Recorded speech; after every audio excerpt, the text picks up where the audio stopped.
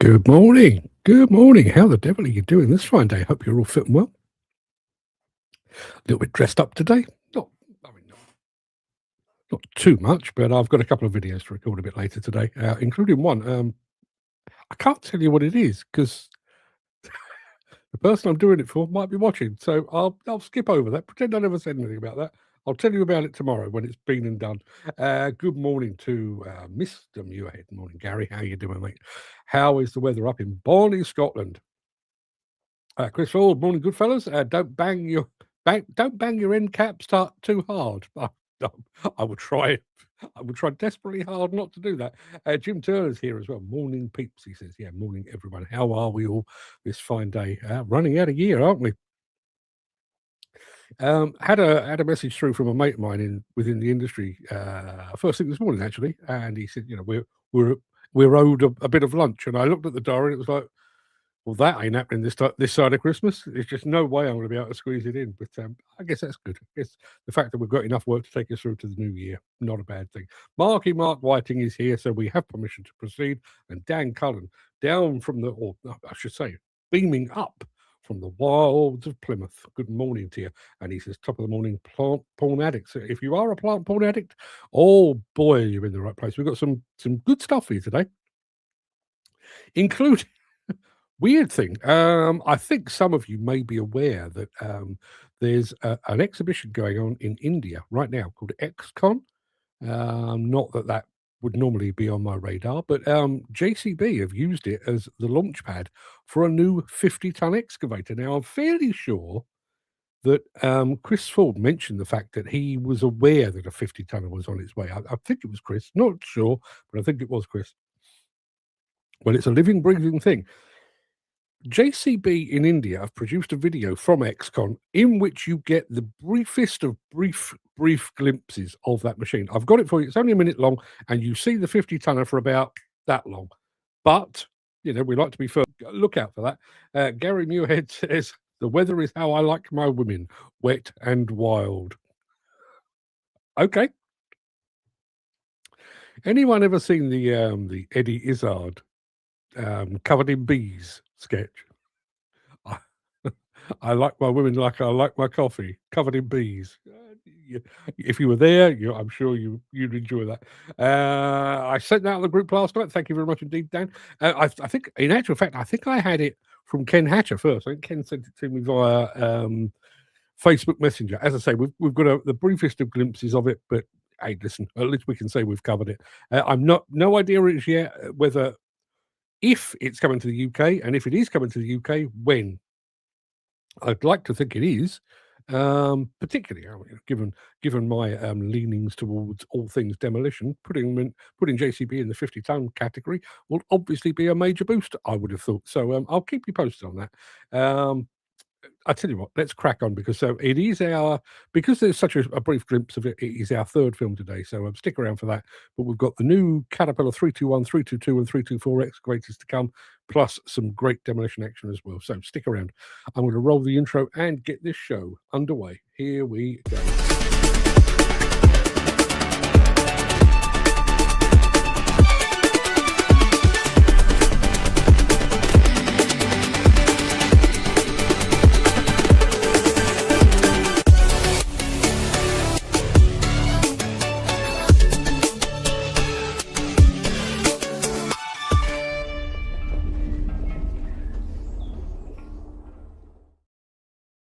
Yeah, Gary's asked a question here. He says, is it not the X470 with the 500 sticker?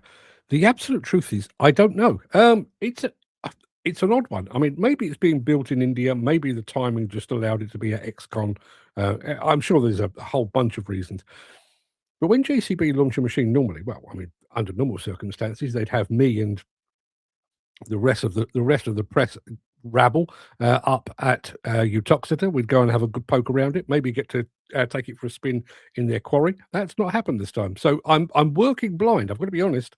Apparently there is a 50-tonner. Apparently it's in India. After that, I can't tell you anything more about it. I don't know what engine it's got.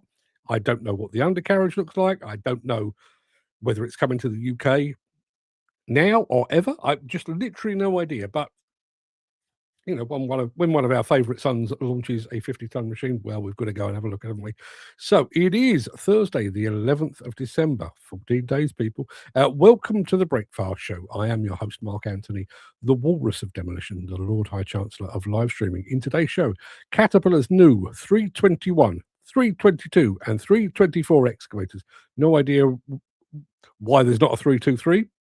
I'm sure they have their reasons. Stadium demolition, Priestley style, which is quite some style, actually. As I've already promised, a glimpse of JCB's new 50-ton excavator, but watch closely because you could blink and miss it. And I found a video yesterday that I was half tempted to put music on. And then the more I watched it, the more I thought, no, I'll let that speak for itself. It's cool. It's basically flood relief. It's a project from down in New Zealand, where a farmer's field, fairly close to the sea, and fairly close to a lake that's linked to the sea, had flooded. And he sought permission and was ultimately given permission to join the lake to the sea to let the water run off, which doesn't sound like the most exciting thing, but wait until you see it because it's really quite beautiful, honestly. And in today's morning monologue, the silent surrender. Yeah. Doesn't that sound cheery? Somebody on LinkedIn yesterday basically, I think they described me as pugnacious, always looking for an argument. I don't think that's true. I'm hoping my wife can't hear me because I'm sure she would argue with that. Anyway, it is that time, I think. Let's crack on with, I'll tell you what, we'll have a bit of Caterpillar and then we'll have a bit of Caterpillar.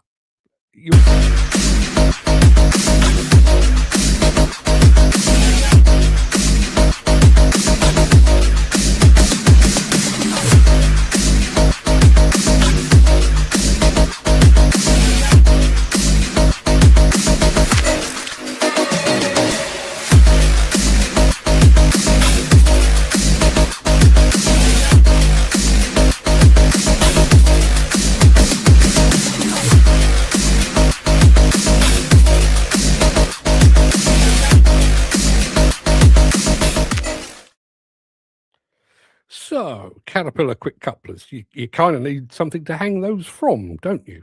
Well, apparently Caterpillar has now unveiled the Cat 321, 322 and 324. We've brought you glimpses of a couple of those machines, but here they are all together in all their glory. Caterpillar, take it away.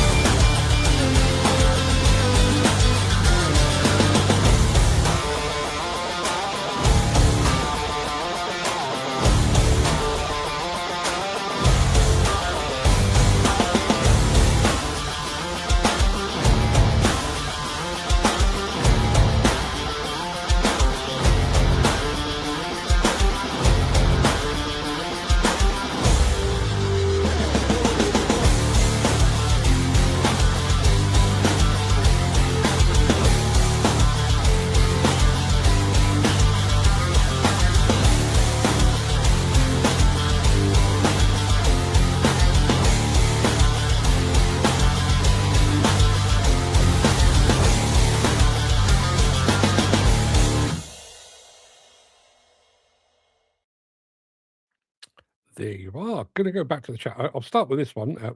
I'm going slightly out of order. Gary, who should know about these things because he's actually sat in a 352 at the moment.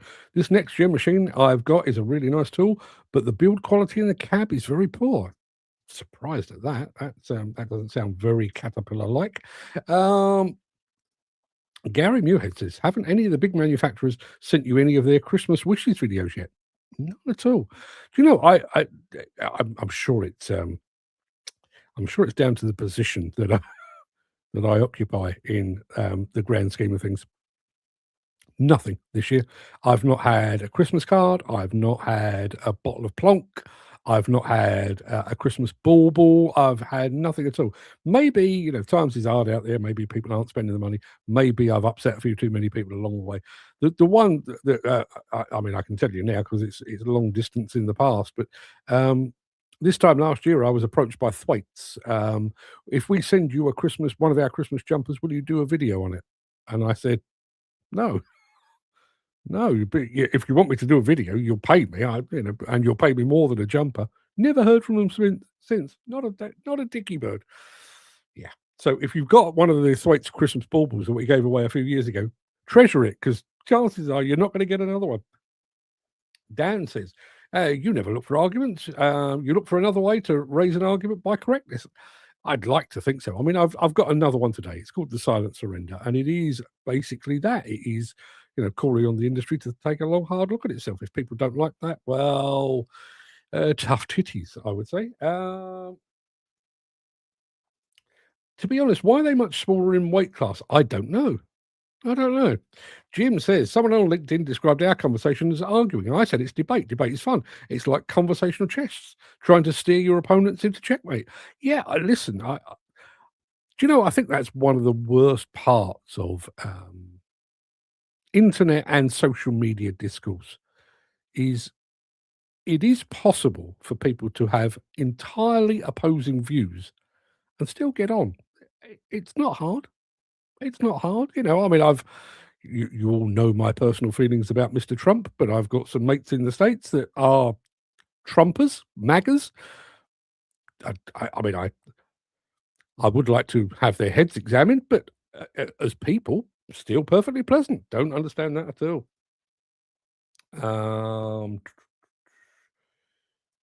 Dan says, maybe a few horsepower, but not a lot of difference. And Jim says, think manufacturers have bought and paid for infinitely water with me. Yeah, well, to be perfectly honest, that is kind of how I reassure myself. If I'm not receiving that kind of thing, maybe they've accepted the fact that my influence, such as it is, cannot be purchased. So, yeah, if that's the case, I don't want gifts. Thank you. I mean, to be perfectly honest, it's always been a bit of a weird thing anyway to send us gifts. Bearing in mind the job that I do, I'm here to report on stuff, not to. I made a mistake years ago of trying to be friends with people in the industry and trying to hold the industry to account. You can't do both. You can't run with what's the expression? You can't run with the hounds and the hares or something like that. You have to pick your side, and I picked the side of not running with the hares. It is what it is. Andy Darvell is here as well. Is that your usual name, Demodarv8466? Or are you watching on a different platform? Obviously, you're watching on YouTube this morning. He says, morning. Busy pitching piles again. How is everyone? Well, I can't speak for everyone, Andy, but I can tell you I am alive, I'm upright, and I'm firing on the remaining cylinders that still function. That's the best you can possibly hope for. We'll be back in just a moment with some priestly demolition. If you are enjoying this episode, please consider supporting the show. You can leave us a tip at buymeacoffee.com/demolition news. And Andy Darvell says, no, it's not. Don't know why it's changed. No, me either. Weird the things you notice. If you were here yesterday, you will recall we had an absolutely stonking film from Clearview Demolition, which was a kind of a roundup of their year. To give you a sense of the scale of priestly demolition, this isn't a roundup of their year. This is a roundup of all the stadiums. Stadium sounds better. Stadia is correct. You get the idea. Sporting venues that priestly demolition have taken down. Check this out.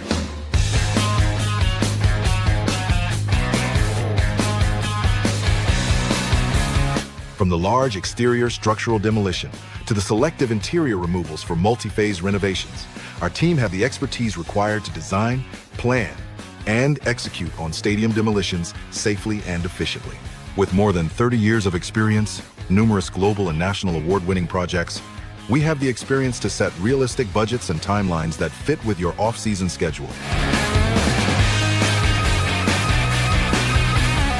Phase 1 work at the Simmons Bank Liberty Stadium in Memphis, Tennessee was completed in time for the 2024 Tigers football season. PDI came in with the high-reach excavators for the structural demolition after the interior work was completed. Part of the stadium, including the media tower, was demolished with our expert team of operators and laborers.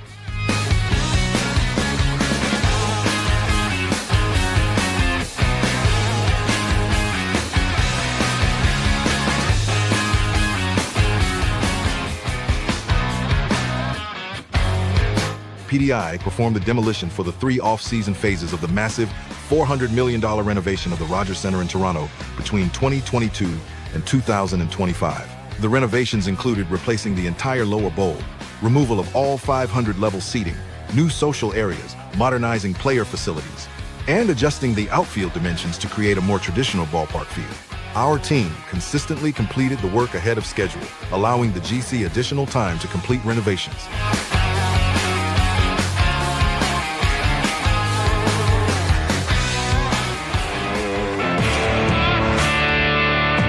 Demolition has been a key part of the ongoing renovations at Toronto's Scotiabank Arena, specifically for the second phase of the $350 million reimagination project, which focuses on the 100-level concourse and introduces new premium spaces and amenities.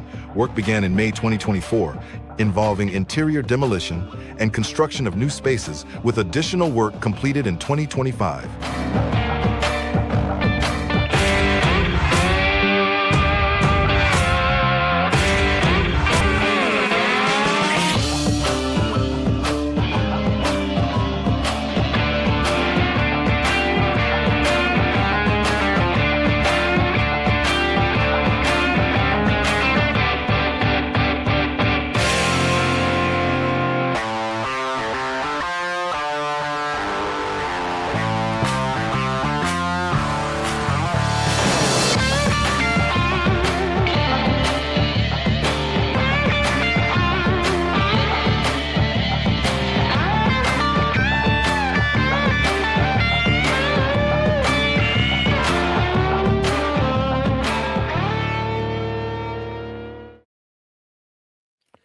Andy Darvell says, are they Canadian? They most certainly are Canadian. Listen, I don't get to see every demolition project. I don't get to see every demolition contractor, but I would put them in my top 10 around the world. They are that good. One of the best in the world. And congratulations to Ryan and the team over there.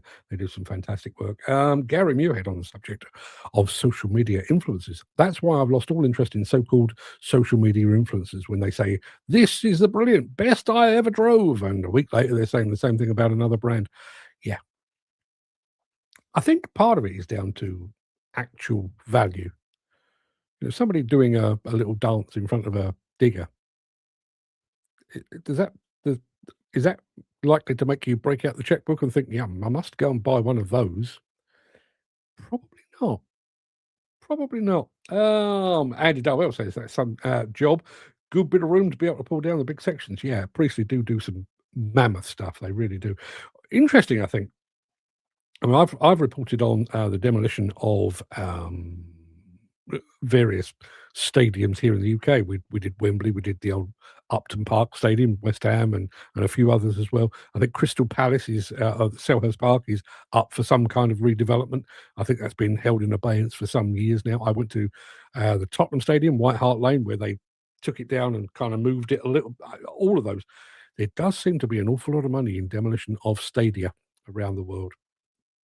Nice work if you can get it. And Gary Muirhead says there's no brand loyalty anymore. I don't. Well, I mean, when it comes down to things like social media influencers and certainly journalists, I don't think there should be. If I am to be, independent, I should be able to report on a Lugong as I would a Liebherr. I realise The price tag may look markedly different, but you should be able to take a bit of an independent independent view of that without having to say, "Oh, this is the best ever." And who believes that anyway? Going back a few years,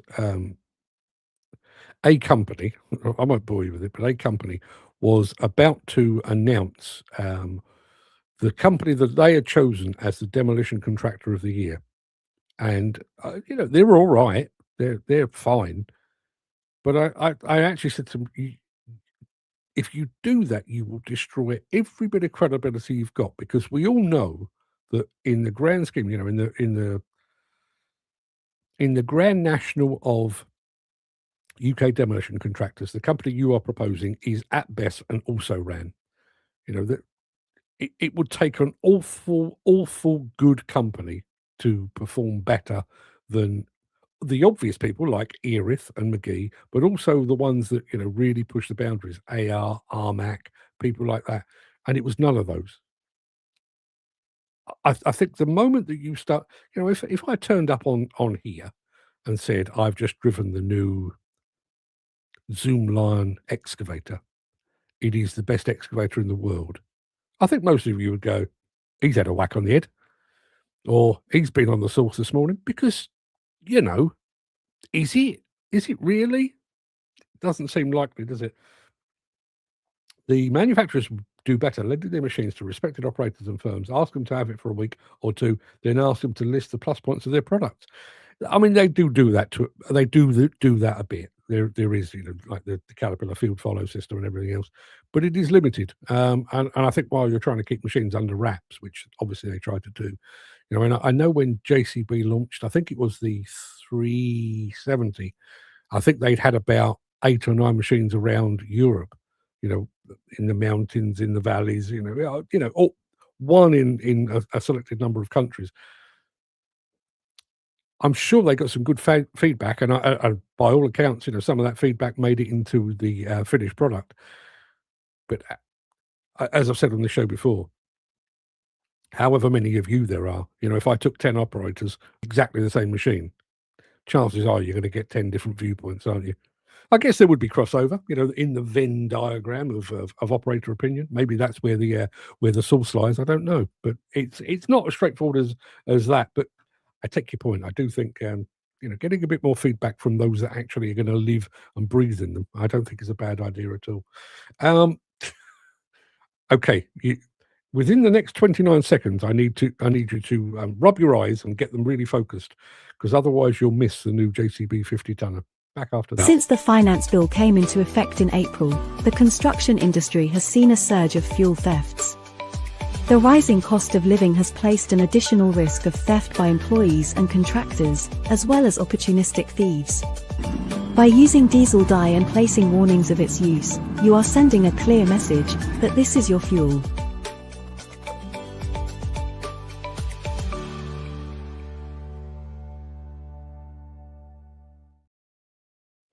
Jim, you have hit the nail squarely on the head. No need for these influencers to over-egg the pudding by declaring massive praise of it's the best ever. No, there isn't. No, there isn't. I will go on record. I on a number of occasions, I've seen a machine and said, I am really impressed with this. I'm not saying it's the best ever. I'm not saying you need to go and buy one. I'm just saying I personally, as this guy, I was impressed with it. You can do that, as Jim rightly says, without over-egging the pudding. I don't mean a pre-product machine. I mean after it's released. Yeah, the problem you've got with that, and I take on board what you mean, Jim, but the problem you've got with that, what is the life cycle of, for example, an excavator? I know there'll be tweaks along the way. You'll get, the next generation, or the Mark II, or the Mark IV, or the Series 7, or whatever it might be. But by and large, what is the life expectancy of an excavator series? 5 years? Imagine let's use our next machine as an example.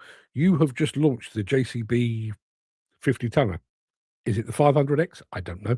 But you've launched that and you say, okay, we've produced 100 of them and we're going to send them out to operators around the world, let them have a play on it for a couple of weeks and we'll get the feedback. the feedback comes back and says, well, these are shit. What, what do you do then? Do you go immediately withdraw it from circulation? Do you hastily put together the next generation? I don't know, but it's a discussion point, isn't it? So if you weren't here at the top of the show, there is an exhibition going on right now in India. It's called XCon. JCB India are there, and they have used it to unveil the new 50-ton excavator. You'll have to watch unbelievably closely. In actual fact, there is more of this video dedicated to people cutting ribbons. Apparently, Indians love to cut a ribbon.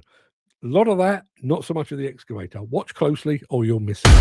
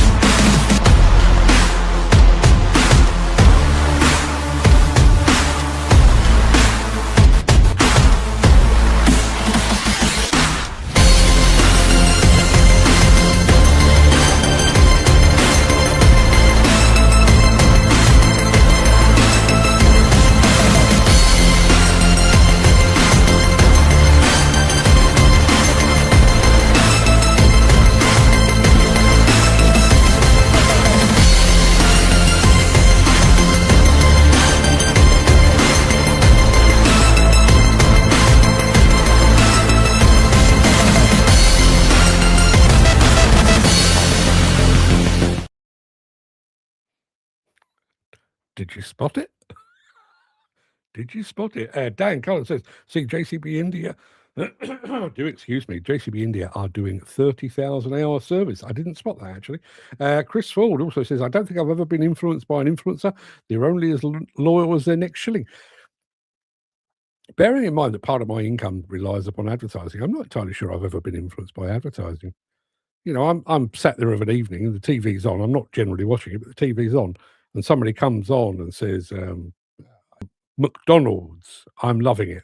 At no point have I ever watched that advert and thought, oh, that's it. There's no way I can resist. I need to get in the car and go and grab myself a Big Mac. It's never happened. Never happened. Jim says pre-production machines need to be tested by people in real site environments. They're modified until it's fit for purpose. You'll rarely get to that point using directly employed pet test pilots. All true. As I say, pre-production Caterpillar. Oh, I use Caterpillar purely because I actually went to see back in the day when we were doing the me and my old colleague, we used to produce the Caterpillar magazine, which I believe is still going. I've not seen one for a while, but I believe it's still going. And we would travel around Europe, Africa, Middle East to produce that magazine. And on a number of occasions, we went to see some field follow machines. I remember specifically doing one on the Cat 966, the wheel loader. I'm going to 2 or 3 different customers that had been granted, sneak previews of the machine. And they had feedback, not all of it positive, which, Caterpillar took on board. Whether it was factored into that generation of machines, probably too far down the line, but maybe when the update comes along. They're not big into focusing on one at a time, more interested in ribbons and music. I thought that. I mean, the video, if you go and find it, go over to JCB India, their YouTube channel. It does actually say, the 50-tonner has been unveiled, or words to that effect. And you watch it, it's like, was that it? Is that all we're going to get? I'm sure there'll be something more coming. Do the Indian machines have AdBlue? I bet not. I bet not too. Hang on a minute. I need to do a stance, I think, for this. Yo, bro. Me and my homies are now in the hood. Is that, do your rappers still do that? Why did they do that? Morning, Andy.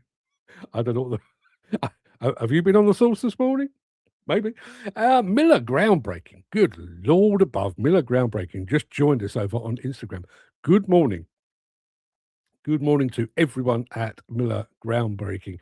Particularly, I'm sure this is not either of those, but Miller Groundbreaking, good morning to both Jackie and to Keith. Let me get it in the right order. Heroines and heroes of the industry. Milligram Baking. Good morning. What have we got? Oh, I think we've got one more film, and it's kind of not the most exciting job, but man alive, it's satisfying. Let's see if this woman. You know what I was saying about advertising doesn't work. Ignore that. Watch this, and then go and buy one of my books, and then I'll show you this other film.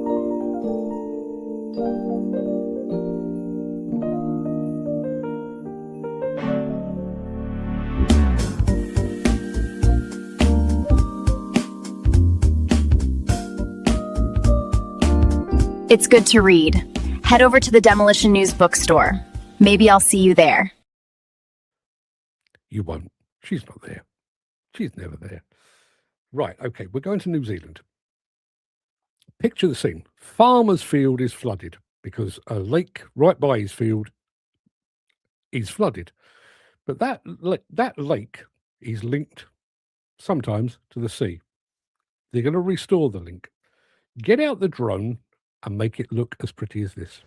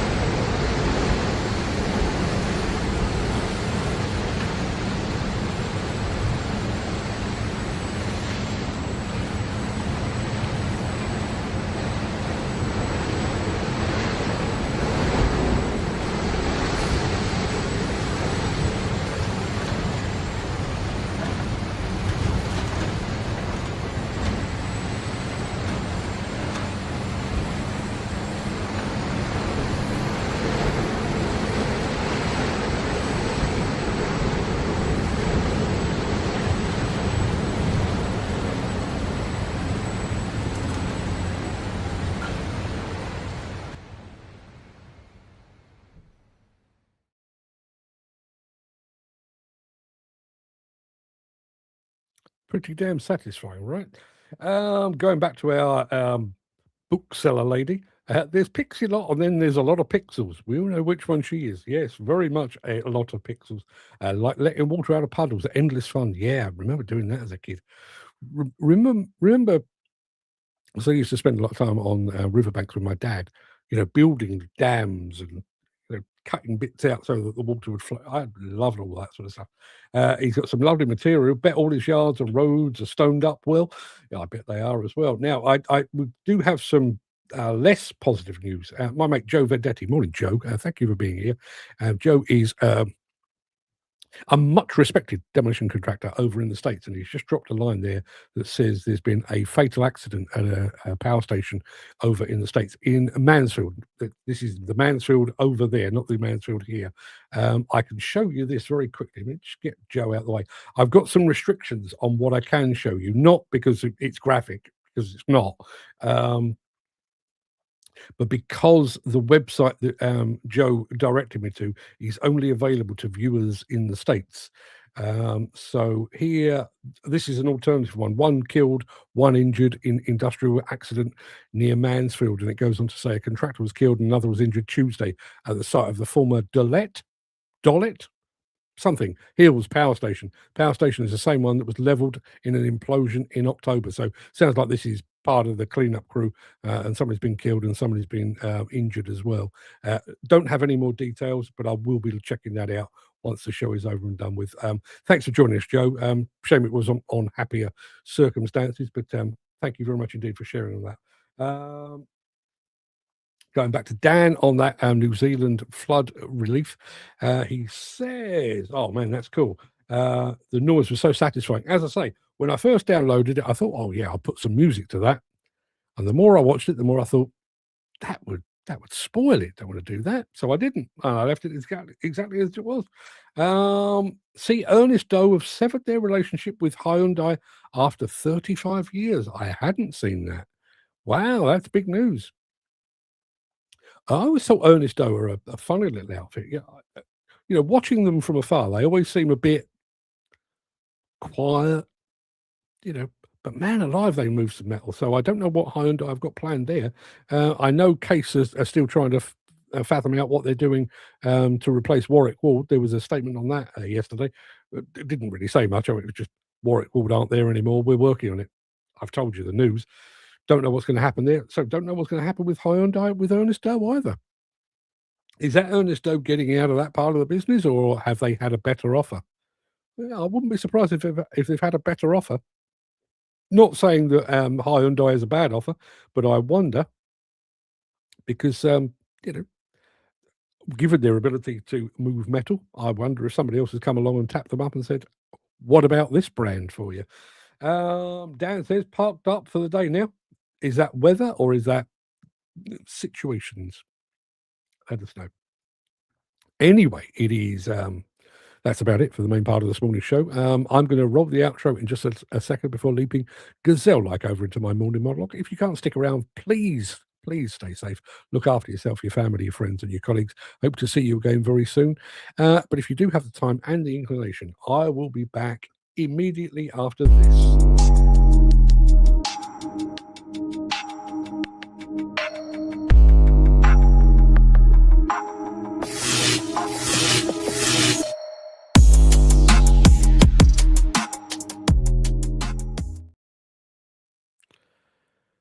A hard hat is more than just a head protector or somewhere to your sandwiches from your light-fingered colleagues. It's a symbol, an instantly recognisable sign that says its wearer likely works in the demolition or construction industry, that they're a no-nonsense, hard-nosed, blue-collar hero for whom no job is too big and no job is too small. But the hard hat is a symbol of something else too. It's a symbol of acceptance.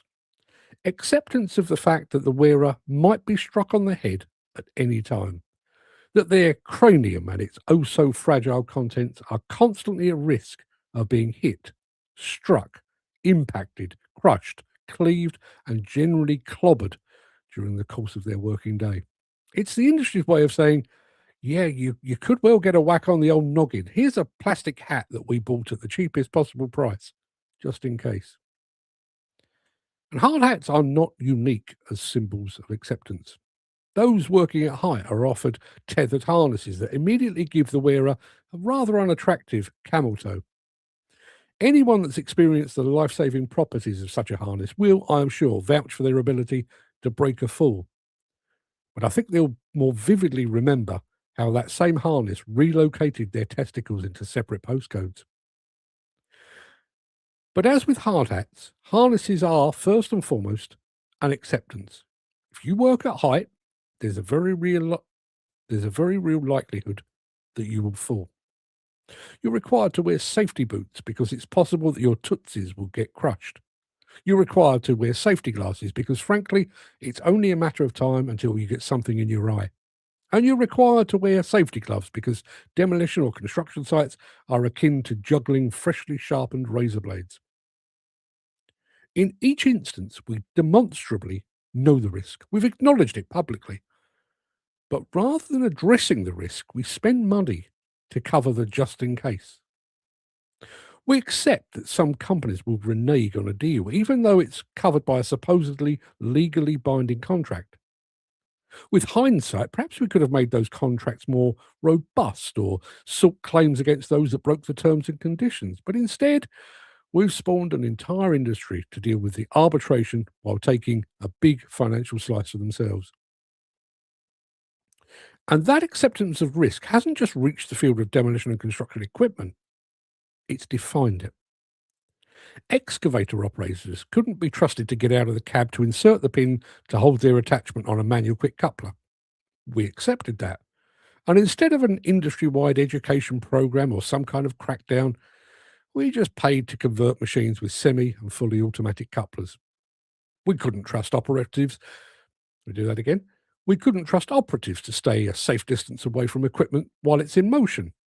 We accepted that. And rather than training out such dangerous behaviour, we started to equip machines with cameras and AI-powered human form detection systems. We accepted that some of our equipment had a nasty habit of rolling over. In an industry filled with super smart equipment developers, we could have gone back to the drawing board and designed machines with a lower centre of gravity that didn't just fall over like an old lady in a strong wind. But no, instead we added a rollover protective structure, ROPS, so when the machine ultimately does tip over, the operator will have something nice and solid to bounce around in. Across the entire industry, there is a quiet, unspoken acceptance. You need 10 workers, but you ask the agency to send 12 because you accept that some of them won't show up. You accept that materials, tools, equipment, and fuel will be stolen. Just another cost of doing business.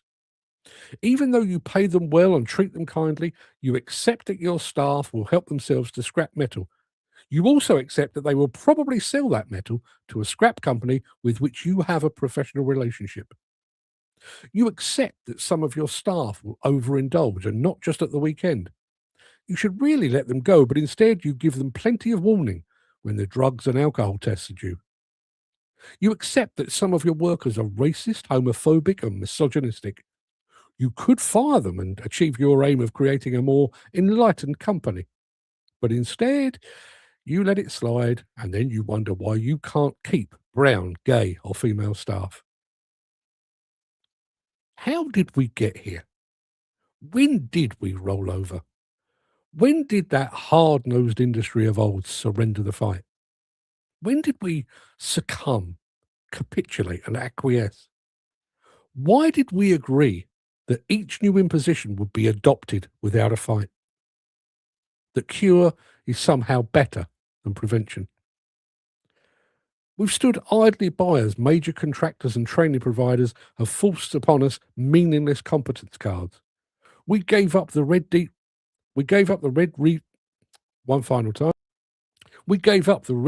rebate without so much as a whimper. We bowed our heads in unison as our grandfather rights were stolen from us. This was once a formidable, feisty, and ferocious industry that would fight its corner and stand its ground. Now, we come with a white flag because we've already accepted that surrender is the easiest option. Yeah, there you are. There you are. There is my latest thought for the day. Takashi 2057. Haven't seen them for a while. All the way from Japan. Good morning. I should probably learn to say good morning in Japanese, shouldn't I? Seems only right and proper, but I don't know. Takashi 2057, teach me how to say good morning in Japanese, and I'll do my best. What do we got here? What? Dan Cullen picked up on the camel toe. Yeah, it really is. Have you ever actually worn a harness? Has anyone here ever worn a harness? It obviously it goes under your crotch and they pull it up, and just when you think, well, there's nowhere else that can go. That's already relocated my wedding tackle about 6 inches higher than it normally sits. They pull it up even further. That's not a good thing, because we don't sack twats anymore. They just accept them. Bollocks to that. Yeah. When you actually think about it, and that was my starting point when I started writing that. Acceptance is the key word there.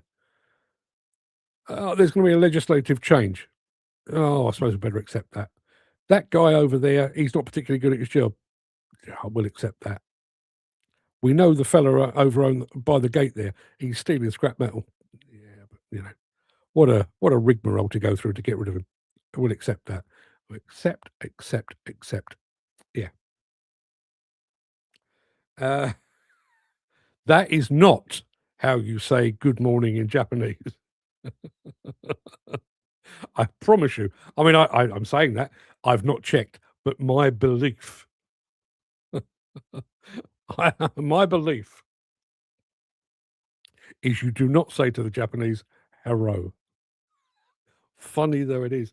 Dan says, I have. Man alive, my tackle almost landed in Cornwall. It is deeply uncomfortable. I tell you what is a really good thing, though. I don't know whether this is a kink or just whether it was just precious relief. I remember going up in an access platform at an exhibition, and they insisted that I have rightly accepted, insisted that I put on a harness, and it was incredibly tight to the point where the only way I could get comfortable was to kind of hunch over to kind of release the pressure. When it comes off, though, it's like your testicles being reborn. Yeah. But yet the guy that knows his thing, they get rid of him and keep the clowns. Yeah. Yeah. But when you think about the number of things, I mean, even things like, there's a survey going on LinkedIn at the moment. Andy Stevens over at the Build Network is doing a survey on, is the CITB fit for purpose? I think we can probably all agree that they're not. They have a thing called a consensus every 3 years, where the industry basically gets to vote on whether we should retain the CITB for another 3 years. So for 3 years, the industry, they aren't fit for purpose. They're doing nothing to solve our skill shortage. Their card schemes are an atrocity. They're not doing anything right. And then the consensus rolls around and we'll go, they'll be all right. We'll have another 3 years. We just accept. We've got a competence card scheme that does not prove competence. I will accept that. The government comes through your red diesel rebate. I will accept that. Grandfather rights are going away. I will accept that. Time and time and time again. And I don't know.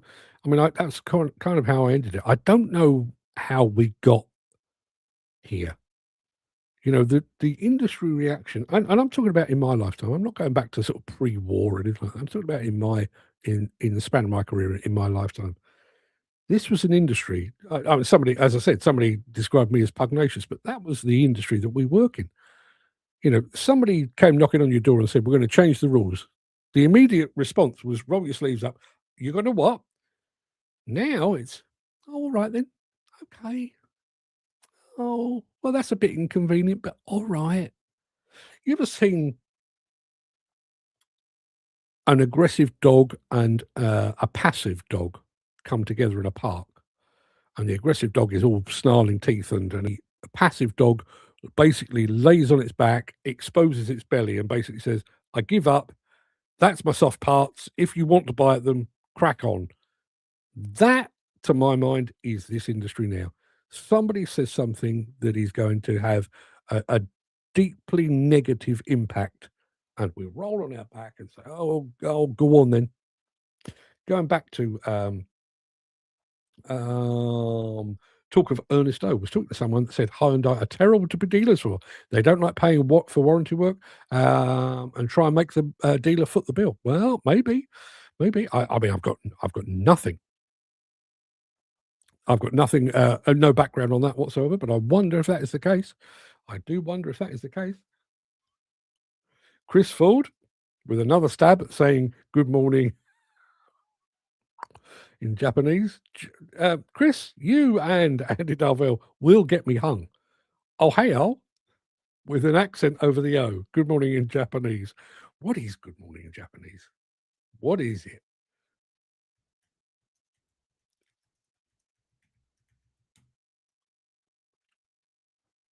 Fuck me, he was only telling the truth. It is Ohio. I actually thought you were taking the piss. Oh, that's made my day. Ohio, Takashi 2057. Oh, ignore everything that's gone on in the last 5 minutes. Let's move right back. Takashi 2057. Ohio. Oh dear. Yeah, my invitation to Japan has just been reneged. That's somewhere else I can't go now.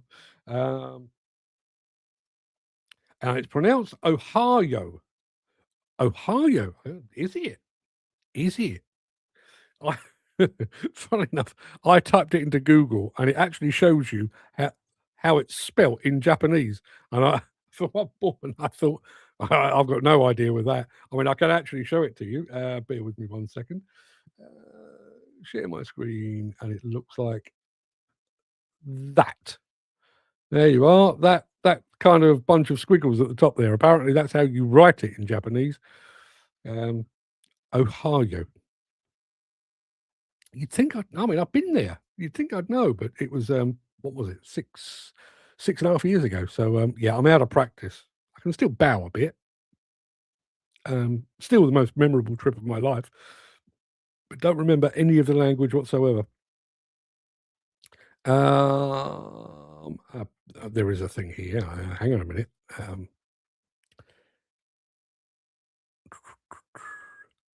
Apparently, apparently, Ohio, from waking up until about noon, is that's hello morning time, but in the evening, which is the one that I was aware of, konnichiwa, konnichiwa, and apparently you say that until dusk. And after that, throughout the evening, konbanwa or oyasumi. Well, I tell you what, this show is nothing if not an education. I don't know. I don't know how useful that's going to be to you. Gary Muirhead, I've worked alongside agencies works whose PPE is in very poor state, and I've told them go to the office to get something sorted, new stuff to be told it's their responsibility, their own responsibility, not theirs. It's a bit of a fine line, that one, I would have thought, because there is regulation now. That regardless, even if you are an agency worker, you are expected to be provided with PPE by your employer. I guess there's a question mark about who the employer is there. I mean, to my mind, I mean, bearing in mind, the volume that people are buying PPE, and you could probably kit somebody out head to toe for about 15 quid. I don't think it's a big problem, but yeah, it's an interesting one. Don't forget the 9-hour difference. So it could be good afternoon. It could be konnichiwa. Yes, indeed. An encyclopedia. Yeah, it's like an encyclopedia with many of its pages missing, and some of them written by AI, and therefore nonsense. Yeah, it is. I've got a story to do tomorrow. It's already written. I was feeling oddly inspired yesterday, so I wrote the morning monologue that you've just heard, and I wrote another one immediately after it. The one tomorrow, I'm going to give you a bit of a heads up because I'd kind of appreciate your take on it. I saw a news headline, and this is how my weird brain works. There was a news headline. There was a French military general. Let's call him a general. He's a French general who reckoned that if he was going into battle today, he would rather go into battle with French soldiers of old rather than the French soldiers today. Yes, the ones today are better equipped and everything else, but he said that the fighting attitude and everything else. Please, nobody mention surrender monkeys. I've already upset the Japanese. Don't mention the war. I did. Think I got away with it. You know the way it works. But yes, he basically said that the French fighting man of old would outperform and outfight the working man or the French fighting man of today. I took that wee nugget and I've basically turned it into who would be the most productive, a demolition or construction worker of today or a demolition and construction worker of the 1970s. Now, in order to do that properly, take out all of the equipment and the technology. Do away with mobile phones, do away with hydraulic excavators, do away with all of that. Who do you think, you've got a job to do, and you've got one guy in a donkey jacket from the 1970s, and you've got a guy in full PPE from 2025, and they've got a day or a week or a month to do the work. Who do you reckon does the most work? I have my feelings, which I'll share with you tomorrow, but I'd love to get your feedback on that.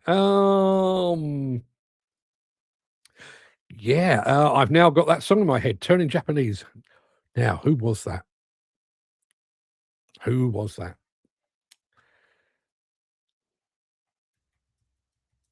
Was it the Vapors? It was 1980. That song is 45 years old. And I don't listen. I'm not going to play it because part of the Turning Japanese, they actually do the eye thing. You wouldn't get away with that today, and probably just as well. It was. There you are, Chris saying it was the Vapors. Many things are lost in translation. Example: a letter from France is different from a French letter. What? I'm going to regret going here, but I am going to do it. Why were they French letters?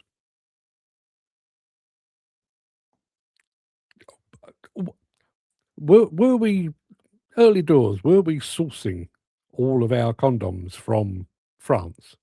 Is that why they were French letters? I don't know the answer to that. And you remember listen, I'm old enough to remember this. Do you remember one of the sources of condoms back in the day was your local barber, when they used to say, "Something for the weekend, sir"? Were back in the day, were people only shagging on the weekend?